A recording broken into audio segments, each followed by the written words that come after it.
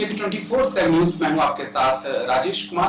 वक्त हमारे खास कार्यक्रम ग्लोबल ब्रेकिंग का, जहां पर हम आपके लिए दुनिया भर से तमाम बड़ी खबरें लेकर आते हैं। एक्सपर्ट हमारे साथ जुड़ते हैं, उनसे खबर के हर एंगल को समझने समझाने की कोशिश करते हैं। लेकिन आज सिर्फ बात ईरान और इजराइल की करेंगे, क्योंकि 21 दिन बाद इजराइल ने बदला ईरान से ले लिया है। बड़ी खबर, उसके बाद फिर चर्चा की शुरुआत। इजराइल का ईरान पर जोरदार पलटवार। ईरानी सेना के कई ठिकानों पर जोरदार बमबारी। 25 दिन बाद 200 मिसाइलों का बदला लिया है। इजराइल का ईरान पर जोरदार पलटवार।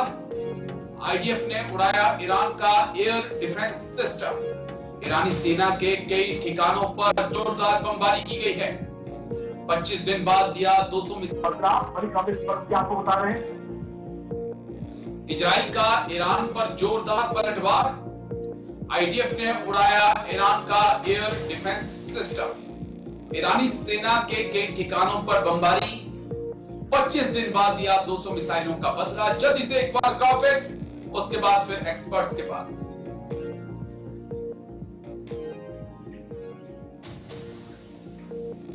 इजराइल का ईरान पर पलटवार। ईरान, सीरिया, इराक पर एक साथ हमले। ईरान के कई शहरों पर रॉकेट से हमला। आईडीएफ ने F-35 की मदद से किया हमला। हर तरह से तैयार है इजराइल की सेना, आईडीएफ ने कहा। इजराइल को मिला अमेरिका का साथ, यह बड़ा अहम हो जाता है। ईरान ने हमला किया तो हम रक्षा करेंगे। अमेरिका सीधे तौर पर इजराइल के पीछे खड़ा हो चुका है।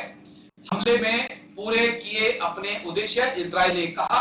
वहीं 25 दिन बाद ईरान से बदला लिया गया है और बड़ी एयर स्ट्राइक तेहरान के साथ कई दूसरे शहरों पर भी जोरदार हमला इजराइल ने ईरान के ऊपर किया है।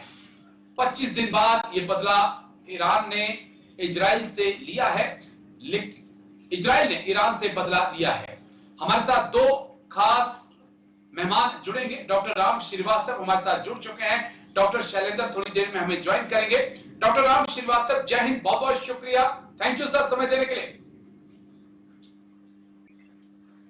डॉक्टर राम, तमाम एक्सपर्ट ये कह रहे थे जिस वक्त कि इजराइल अब बदला नहीं लेगा, क्योंकि ईरान में चीन का, रूस का एयर डिफेंस सिस्टम मौजूद है। उस वक्त आप चंद लोगों में शामिल थे जो ये कह रहे थे कि बदला तो इजराइल लेगा और जोरदार तरीके से लेगा, और 24 घंटों के अंदर अंदर हमने देखा कि इजराइल ने बदला भी लिया और तेहरान के एयर डिफेंस सिस्टम को भी खत्म कर दिया। डॉक्टर साहब, केवल तेहरान के एयर डिफेंस सिस्टम को खत्म नहीं किया है, लगभग 125 ऐसे पिन पॉइंटेड जगह हैं जहां जो सूत्रों से खबर आ रही है उससे ये पता लगा है ईरान के उन महत्वपूर्ण फौजी ठिकानों को जहां पर कि उन्होंने रॉकेट्स, बहुत सारे मिसाइलें जमा कर रखी थी, उन सबको पूरी तरह से नष्ट कर दिया। हालांकि जमीन के अंदर अभी भी ईरान की काफी कुछ शक्ति मौजूद है और निकट भविष्य में क्या होगा ये अभी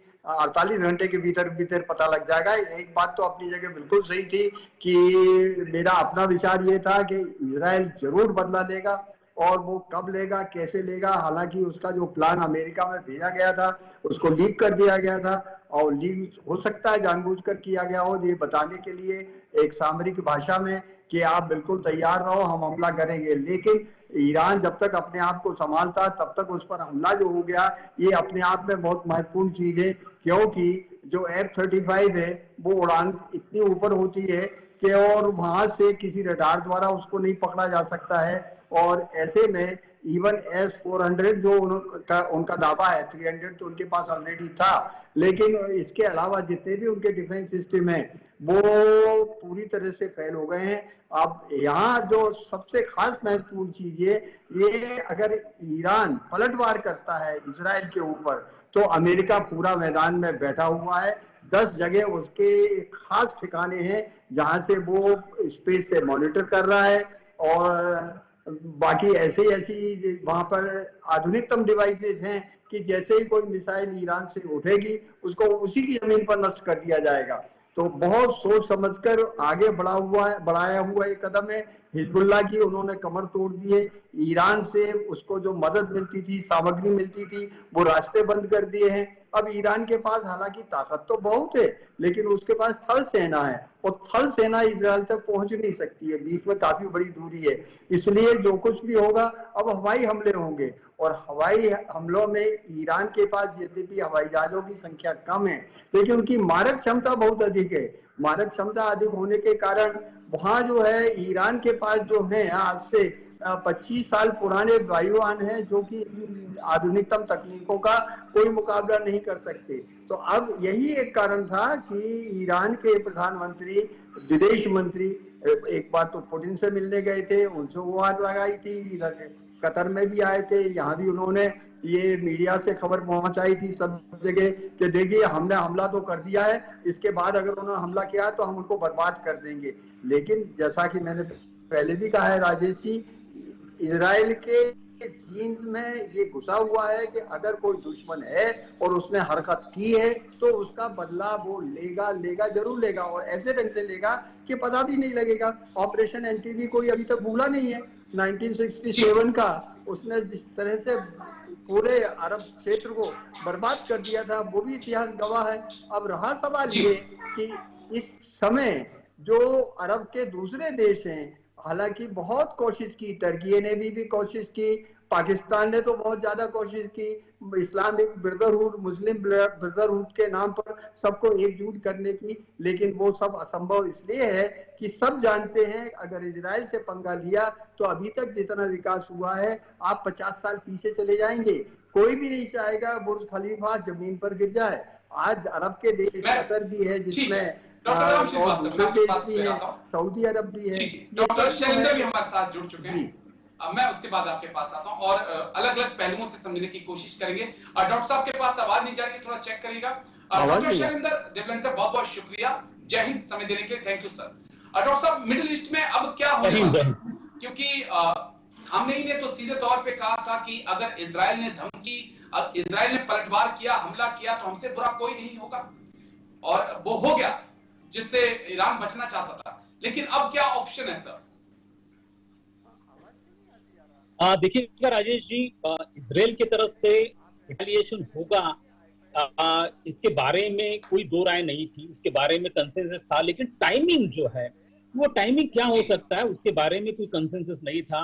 मुझे खुद लगता था कि जब तक अमेरिका में जो नवंबर फर्स्ट वीक में प्रेसिडेंशियल इलेक्शन है उसके बाद में इजराइल कॉल ले सकता है। उसके पहले इजराइल जो स्टेप बाय स्टेप जा रहे थे, उन्होंने हिजबुल्लाह, जो साउथ लेबनान में हिजबुल्लाह के सारे जो हेडक्वार्टर्स थे, उनके लीडर्स थे, वहां से लेके तो हमास के लीडर्स तक उनके असैसिनेशंस कर दिए। और अब जो सबका जिस बात के लिए इंतजार था कि इजराइल अभी रिटेलिएट करेगा क्या, देखिएगा इस बात को हमें समझना इसलिए जरूरी है कि क्यों इजराइल रिटेलिएट करेगा और क्यों वेस्टर्न यूरोप और अमेरिका इजराइल को इन सारी चीजों में सपोर्ट कर रहे थे।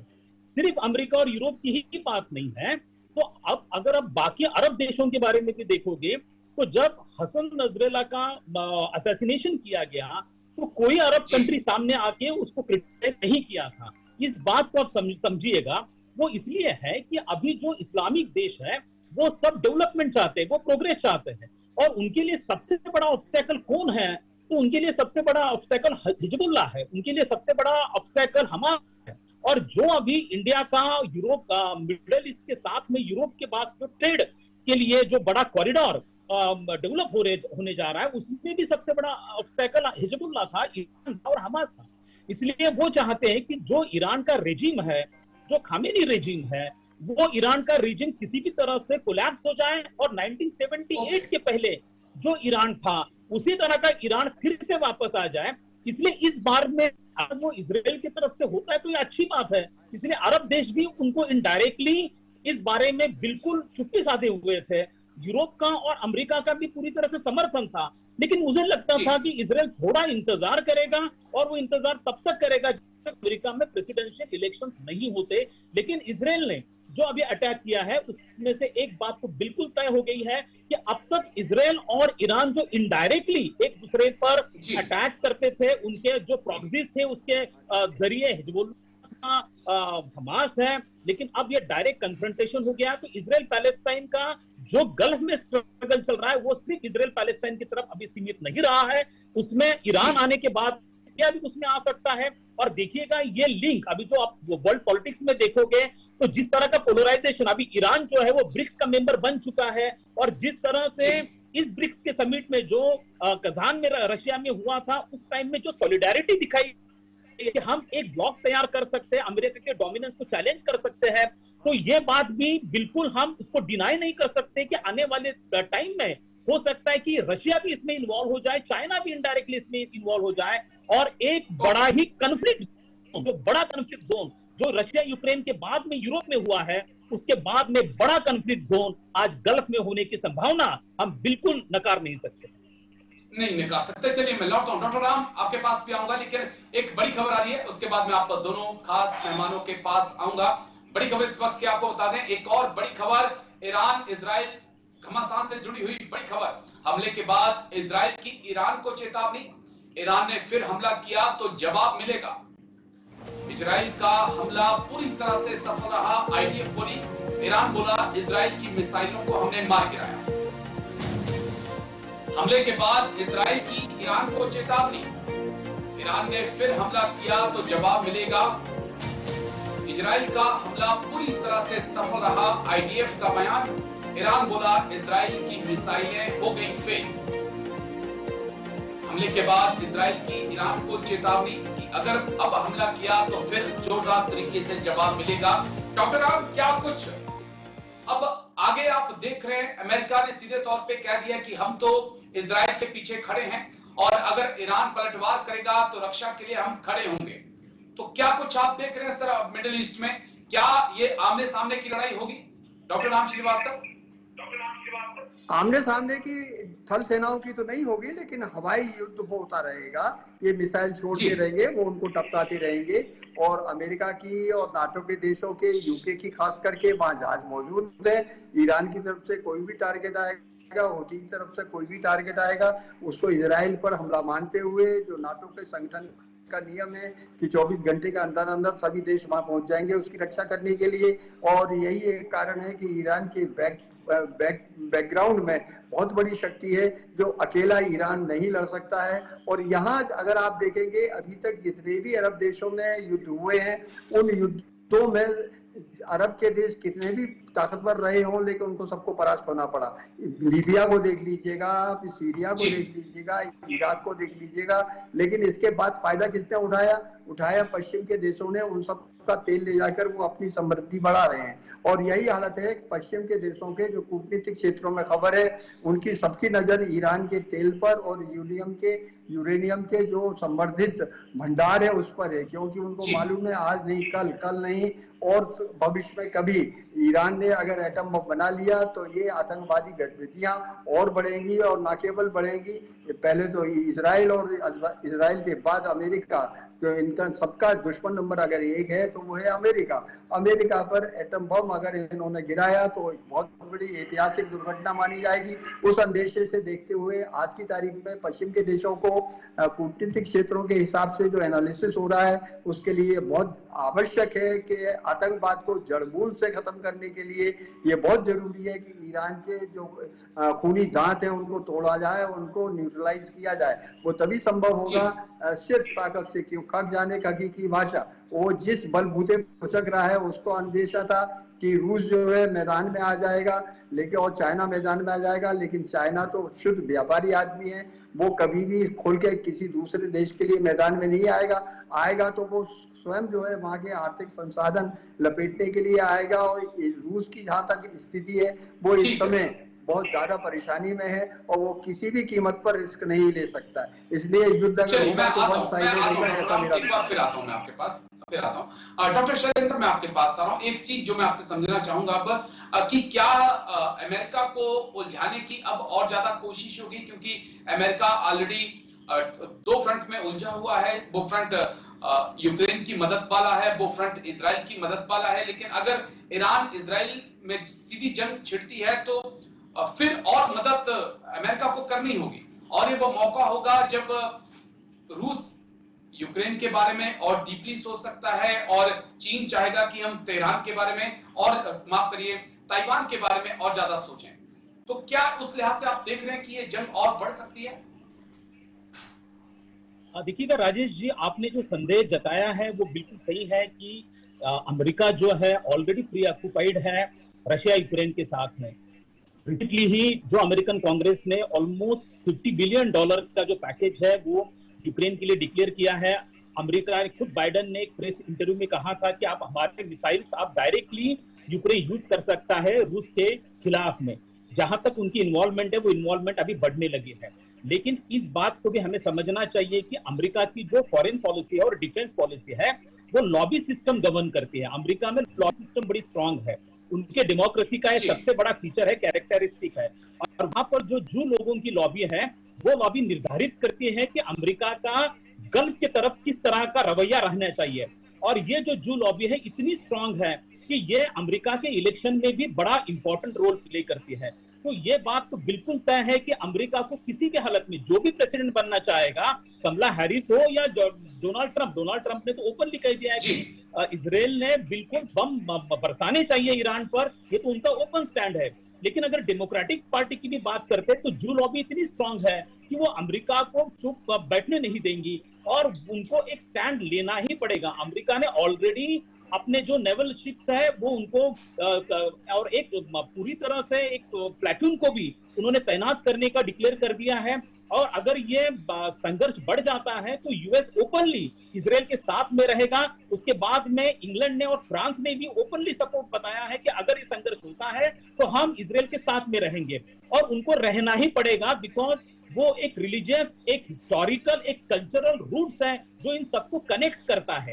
ये पहली बात हुई। दूसरी बात है कि अगर ईरान का हम जिक्र करते हैं तो ईरान के बारे में यह समझना हमें बहुत जरूरी है कि ईरान इसको ज्यादा एस्केलेट नहीं कर सकता अपने बलबूते पर, बिकॉज ईरान कई सालों से इकोनॉमिक सैंक्शंस में पूरी तरह से डूबा हुआ है। आज ईरान के इकोनॉमिक प्रॉब्लम्स काफी सीवियर है। अगर खामेनी को अपनी पावर बरकरार रखनी है तो इस वॉर को उनको एग्रेवेट नहीं कर सकते हैं। अगर उनको एग्रेवेट करना है तो उनको किसी भी तरह से जो बाकी शिया मुल्क है जैसे इराक है, जैसे सीरिया है, इनकी मदद लेनी पड़ेगी। लेकिन वो भी अभी इस मूड में नहीं है बिकॉज जो अरब कंट्रीज हैं और बाकी शिया मुल्क है उनको अब डेवलपमेंट चाहिए और वो लोग ऑयल के बियॉन्ड जाना चाहते हैं। दूसरा, अगर रशिया की बात करोगे, रशिया ऑलरेडी 5000 इकोनॉमिक सैंक्शंस में घिरा हुआ है, तो रशिया किस हद तक ओपनली ईरान के सपोर्ट में आएगा सस्पेक्ट। और जैसे अभी राम साहब ने कहा था कि चाइना की बात करें, चाइना तो ट्रेडर है और चाइना अपना इंटरेस्ट देखता है, इकोनॉमिक इंटरेस्ट देखता है, तो चाइना भी खुल के सामने आएगा। लगता नहीं कि चाइना का इकोनॉमिक प्रॉब्लम काफी सीवियर है।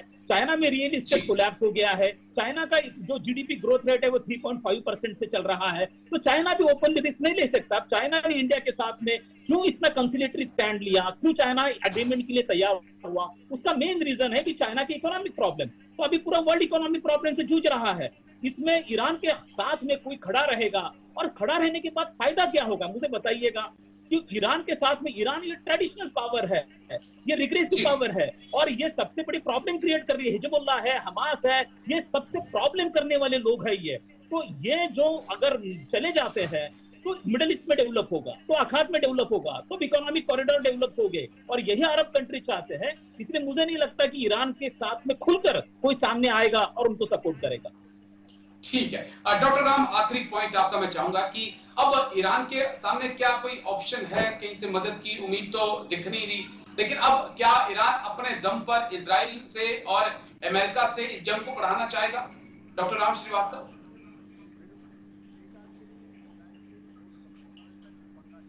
ये बात सुनिश्चित है और ये ईरान की पूरी जो वहाँ के खौमने भी जानते हैं। यही एक कारण है कि वो ब्रिक्स के माध्यम से अब जो है किसी न किसी तरह का एक समझौता कराने के फिराक में है जिससे कि उनको सांस लेने का मौका मिल जाए। और यही एक कारण है कि हमारे नरेंद्र मोदी जी को उन्होंने बेतहा एक समर्थन दिया है, उनकी हर बात मानी है। गैस पाइपलाइन के लिए भी पहले तो कभी तैयार नहीं थे लेकिन अब तैयार। आप ये मानकर चलिए कि निकट भविष्य में अगर इस महायुद्ध को रोकने के लिए, विश्व युद्ध में बदलने के के पहले अगर कोई रुकावट डाल सकता है या सक्षम भूमिका निभा सकता है तो हमारे प्रधानमंत्री नरेंद्र मोदी जी की जो पॉलिटिक्स है, जो कूटनीति है, वो कूटनीति कहती है कि आज का युग का नहीं है, इस युद्ध से कोई समाधान नहीं निकलेगा, इसके लिए डायलॉग और डिप्लोमेसी जरूरी है। और मुझे पूरा विश्वास है इस समय डिप्लोमेसी बहुत एक्टिवली काम कर रही है। यही एक कारण है ब्लिंकन 11वीं बार जो है वो इजराइल और अरब के देशों में है। इस समय वो कतार में अभी 2 दिन पहले मौजूद थे और वो एक रास्ता निकालने की कोशिश कर रहे हैं। और वो रास्ता कितनी जल्दी निकलेगा कि इनकी शर्तें जिस घड़ी पूरी हो जाएंगी, निश्चित रूप से कुछ थोड़ा इजराइल आगे बढ़ेगा, कुछ जो है दूसरे देश आगे बढ़ेंगे, लेकिन ये तो सुनिश्चित है कि इस युद्ध में अरब के दूसरे देश शामिल नहीं होंगे, क्योंकि उनको मालूम है इजराइल की शक्ति कितनी जबरदस्त है। वो इतना विकास कर चुके हैं, अब वो 50 साल पीछे नहीं जाना चाहेंगे। और रहा सवाल ये ईरान कितने दिन सस्टेन कर पाएगा, मेरे ख्याल से ईरान अगर अधिक से अधिक सस्टेन कर सकता है खुली जंग में भी, तो 15 दिन से ज्यादा नहीं कर सकता है। अकेले तेल से या अकेले यूरेनियम के लड्डू बनाकर दिखाने से वो युद्ध नहीं जीता जा सकता। उसके बाद मालूम है कि लाखों की संख्या में फौज है, लेकिन फौज इजराइल की जमीन तक पहुंचना ही असंभव है। और फिर दूसरी चीज ये है, किसी भी देश में जब कभी भी युद्ध लड़ा जाता है तो युद्ध एक तो होता है फ्रंट पर और दूसरा होता है नागरिकों के साइकोलॉजी पर। 50% साइकोलॉजी जो है वहां पर महिलाओं पर जो प्रतिबंध है, उसके कारण तो इजराइल की शक्ति जो दुर्गा शक्ति है वो तो अपने आप खत्म है।